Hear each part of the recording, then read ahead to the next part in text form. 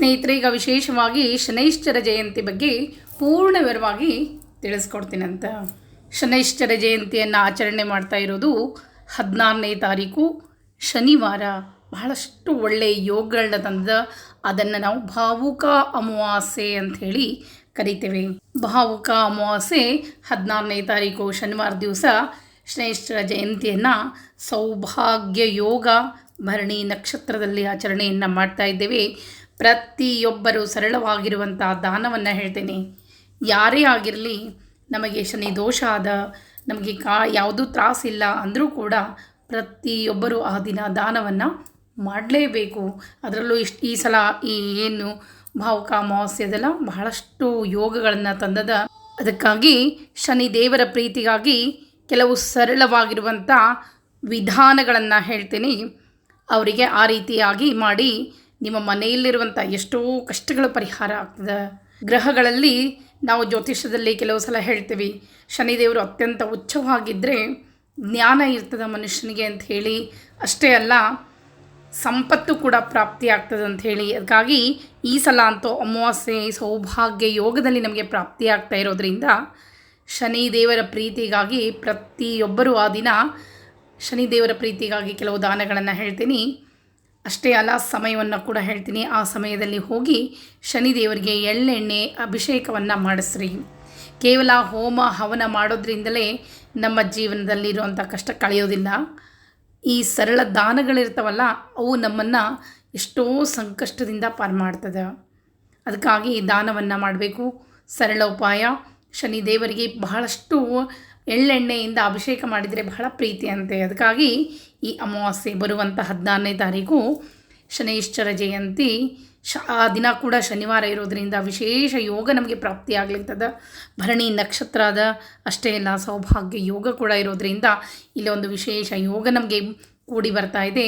ಆ ದಿನ ನೀವು ಪ್ರತಿಯೊಬ್ಬರು ಯಾರಿಗೆ ನಮಗೆ ಕಷ್ಟಗಳು ಬರಬಾರ್ದು ಅಂತ ಇದ್ದರೆ ಅವರು ಹೋಗಿ ಶನಿದೇವರಿಗೆ ತಿಲತೈಲದಿಂದ ಅಂದರೆ ಎಳ್ಳೆಣ್ಣೆಯಿಂದ ಅಭಿಷೇಕವನ್ನು ಮಾಡಿಸ್ಬೇಕು.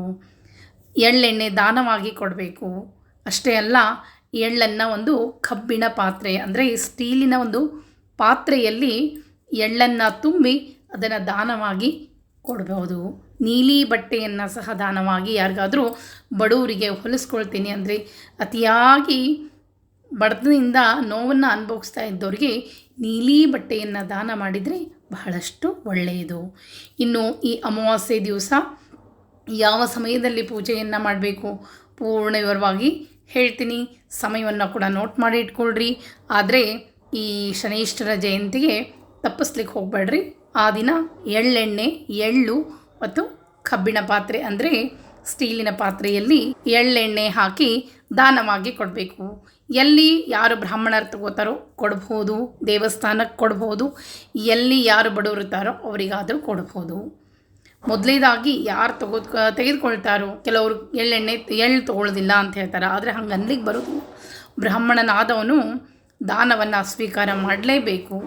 ಅದಕ್ಕಾಗಿ ಬ್ರಾಹ್ಮಣರಿಗೆ ಕೊಟ್ಟಾಗ ಅವರು ಏನು ಗಾಯತ್ರಿ ಜಪವನ್ನು ಮಾಡ್ತಾರ, ಆ ಜಪದ ಪ್ರಭಾವ ಕೂಡ ನಿಮಗೂ ಆಗ್ತದೆ ಅನ್ನೋದಕ್ಕೆ ನಾವು ಬ್ರಾಹ್ಮಣರಿಗೆ ದಾನವಾಗಿ ಕೊಡ್ರಿ ಅಂತ ಹೇಳ್ತೇವೆ.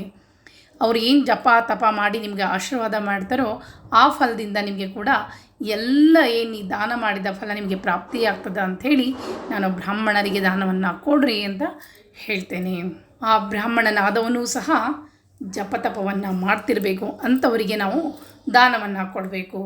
ಶನೈಶ್ಚರ ಜಯಂತಿ ದಿವಸ ಯಾವ ಸಮಯದಲ್ಲಿ ದಾನವನ್ನು ಕೊಟ್ಟರೆ ಅತ್ಯಂತ ಶ್ರೇಷ್ಠ ಅಂತ ಹೇಳ್ತೀನಿ. ಬ್ರಾಹ್ಮಿ ಮುಹೂರ್ತ ಅಂತ ಹೇಳ್ತೀವಿ.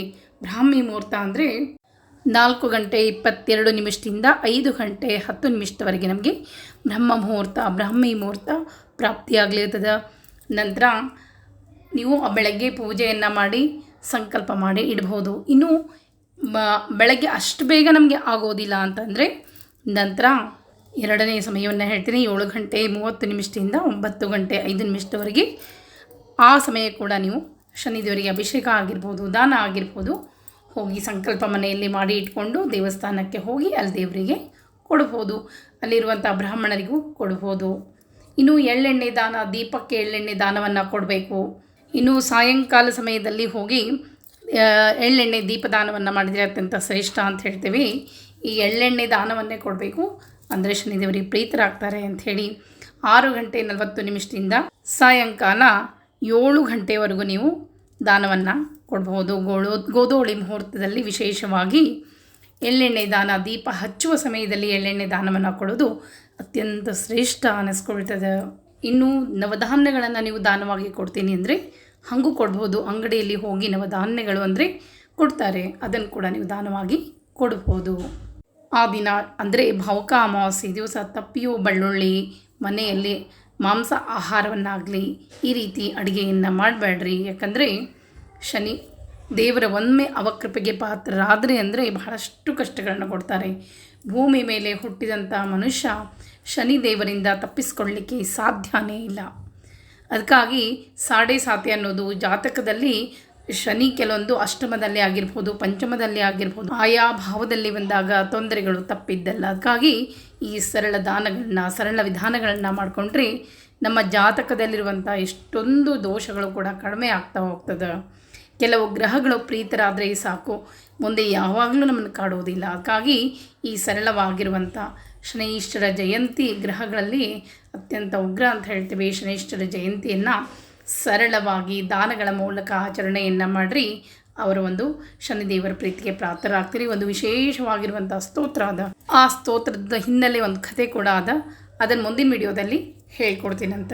ಇನ್ನು ಸಂಕಲ್ಪಪೂರ್ವಕವಾಗಿ ದಾನವನ್ನು ಯಾವ ರೀತಿ ಕೊಡಬೇಕು, ಏನು ಸಂಕಲ್ಪ ಮಾಡಿಕೊಳ್ಬೇಕು ಅದನ್ನು ಕೂಡ ಮುಂದಿನ ವಿಡಿಯೋದಲ್ಲಿ ತಿಳಿಸ್ಕೊಡ್ತೀನಂತ. ಆ ರೀತಿ ಸಂಕಲ್ಪಪೂರ್ವಕವಾಗಿ ದಾನವನ್ನು ಕೊಡ್ರಿ, ಅಲ್ಲಿ ಎಳ್ಳೆಣ್ಣೆ ಅಭಿಷೇಕವನ್ನು ಮಾಡಿಸ್ರಿ.